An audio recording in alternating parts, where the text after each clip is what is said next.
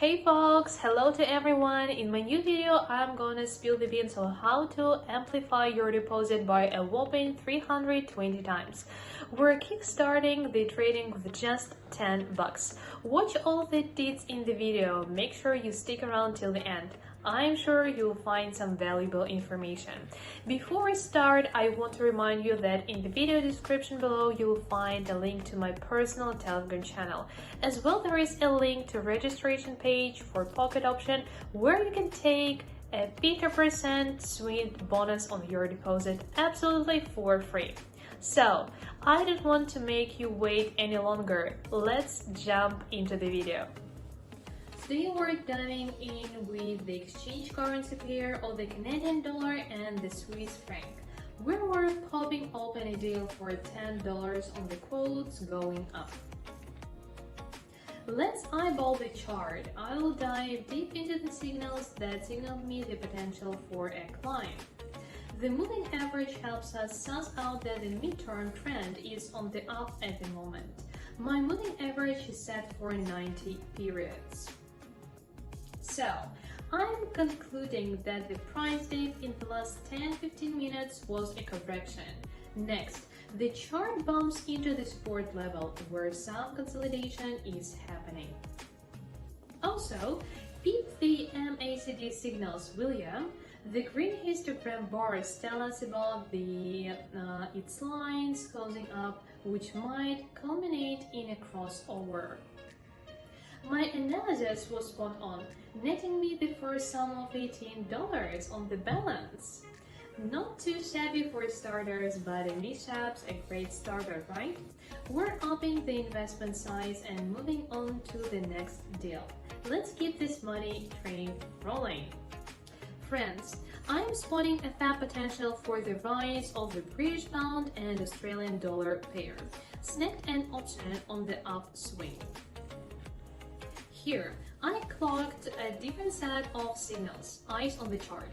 First off, I see the price has coasted up to the upper boundary of the Keltner channel. Next, it could either bust through, and that's a clear signal for a rise, or it might bounce back, retreating to the channel's median line. But the MACD indicator shows us a steady potential for an upstick, so I'm anticipating a boundary breakthrough. And there you have it. We're witnessing quite a confident quote rise. I want to drop a few words about the teamwork between the MACD and Keltner channel indicators.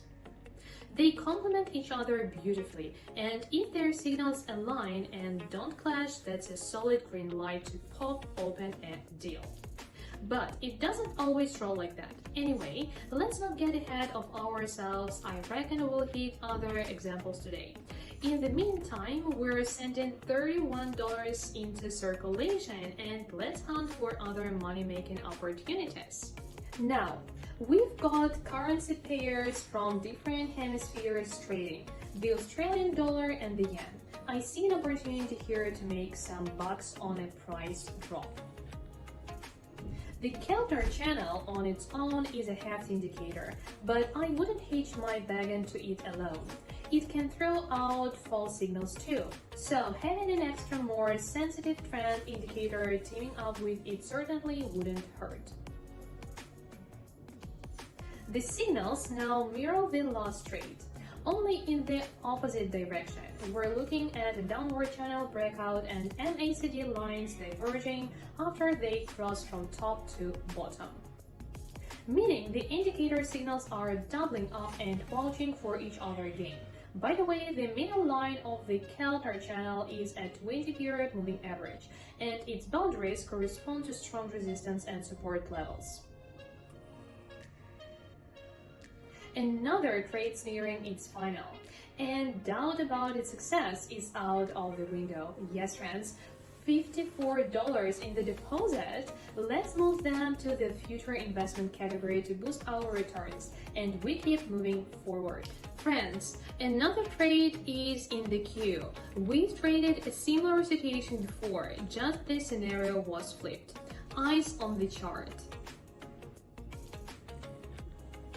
We see a midterm downward trend, So we're considering the current price as a correction. Remember, after the correction, the chart hits the resistance level where the price consolidates and its further movement is most likely to follow the trend, so downward. And the MACD histogram spread columns tell us about the lines converging, so definitely no upward potential, only decline. Worst scenario, a flat market. But even with sideways movement, if you open a trade right at the resistance level like now, you're pretty much eliminating risks, since even a minimal drop guarantees you a result. In our case, the chart movement downward is sharp and strong, which again bumps up our deposit. Let's keep printing, friends. GBP-GBY pair on the chart, friends. Let's open a trade for a price. The situation seems somewhat familiar, but there are differences nonetheless. To get into the nuances, let's zoom in a bit and look at the chart from a distance. After a prolonged fall, which is totally accurate, it goes with the trend and all indicators signals align. The chart hits this support level. I suspect that at this stage, the seller's power is exhausted and a correction will occur. And the last MACD histogram column is green, signaling the start of the line convergence, so I believe a rebound is inevitable. In such a situation, it's crucial to either make a decision immediately upon reaching the support level or wait for a correction and observe the chart's further movement. At least with a 1 minute expiration, alternatively increase the expiration level and wait for firm signals. Then the risks will be minimized. Friends, another trade to the upside is coming up. Basically, I won't focus your attention too much here. The signals are absolutely there the same. We see the only difference is that the consolidation period has already passed. Therefore, as I said earlier, we wait for confidence signals, and in principle, the imminent MACD line crossover, in my opinion, is a more than confident signal for a bounce from the support level. By the way, friends, the calculator channel can also be used to determine volatility. During channel compression, its range becomes almost flat, signaling indecision among buyers and sellers, thus indicating low market volatility. When the channel is in, let's say, a normal state without sharp jumps, we can judge predictable volatility and therefore predict chart behavior in our analysis. Our balance has grown to $300. Not bad, let's keep moving. Damn, that blasted slippage. I got a bit unlucky there. Due to slippage, the trade opened a bit later than I planned. Honestly, I plan to open the trade at this point. That is right at the support level. But that's how it goes, friends, so we'll hope for a strong bounce. Otherwise, as I said, the signals are the same. Primarily, the potential MACD line crossover at the support level. Basically, it's a correlating pair with the previous trade. As you can see, the charts are very similar. For this reason, I also have grounds to expect a price increase. The main thing now is to hope that a random correction doesn't wipe out my trade before the expiration time. But everything is shaping up wonderfully. $546 in the deposit. I will, as usual, throw them into investments and continue trading. Opening a trade for a decrease. Let's delve into the situation in detail. It's very interesting in my opinion and occurs quite frequently. We essentially see a sideways movement here. The boundaries of this movement are clearly confined within the channel frames. Here, the price approached the upper point of the counter channel where we opened the trade. Here, by the way, we see that the channel boundary coincides with the historically strong resistance level, which I spoke about earlier. And even though the MACD indicator shows a convergence of lines with such low volatility and sideways movement, I don't believe in a level breakout right now, so I consider the trade for a decrease justified.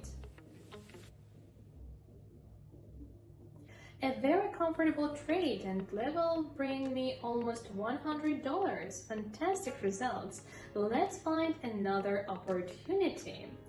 Friends, let's pivot to the exchange pair of the Canadian dollar and yen. I'm going short here, and I know my decision might raise some eyebrows. Let me break it down. It might seem a bit off to open a trade at the middle counter channel line, but let's peek at the moving average, shall we? We're spotting a midterm downward trend, right? Also, there is this local resistance level hanging around. It's either support or resistance, depending on which side of it the chart approached, but right now it's pure resistance. We're seeing zilch fight over price on the MACD indicator and the glaring sideways motion on the chart. So I'm anticipating a bounce from the level. It's going to be a weak move to the lower channel border, but hey, that's all we need to turn a profit. Spot on with that prediction, a prime example of why it's crucial to look at charts from all angles and not get hung up on a single indicator. But I say, let's linger on this pair and keep a keen eye on the chart. I sense there is still potential bubbling under the surface.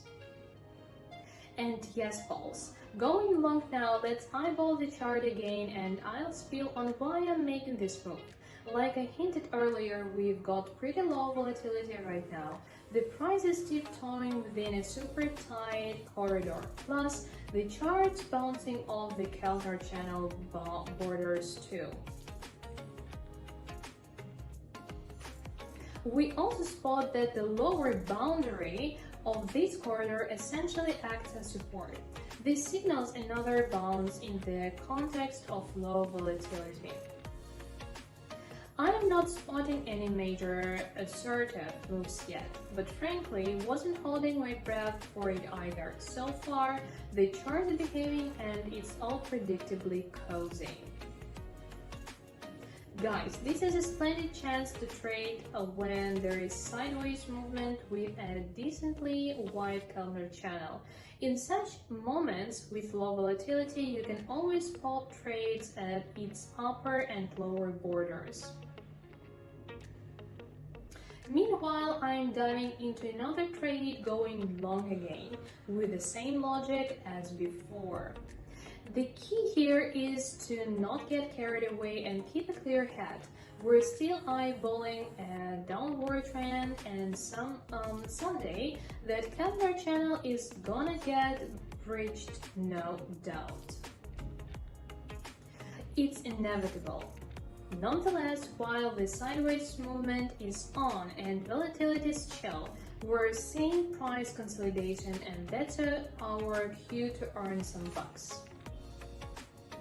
And just hope my overconfidence doesn't end up a spectacular disaster. Somehow I overlooked a candlestick pattern. We've got a hanging man here, the last candle that typically signals a drop is coming. But luck favors the bold, right? Cash in the bank. I say we've wrapped this trading session and tally up. Friends, when you focus dulls and you start missing those lentil yet crucial details, it's always a signal to hit pause on trading and refresh your brain a bit.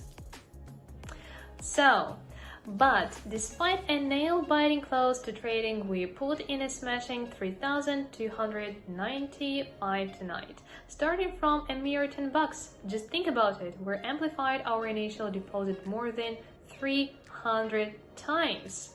I think that's absolutely awesome. Yeah, and how are you feeling about my trading strategy? If you're using similar indicators in your trades, make sure to drop a comment below. Share your results. I'm super keen to read and delve into the details with you. And of course, swing by my Telegram channel. The link is in the description. Over there, I chat live with all my subscribers, and just a heads up, every subscriber to my Telegram channel has the chance to register on Polkadot option platform using a special link that hook you up with a 50% bonus on your deposit. Thanks a million for sticking with the video till the end, folks. I hope it was engaging and you nabbed some fresh insights. To avoid missing new videos, smash that like button and the bell icon.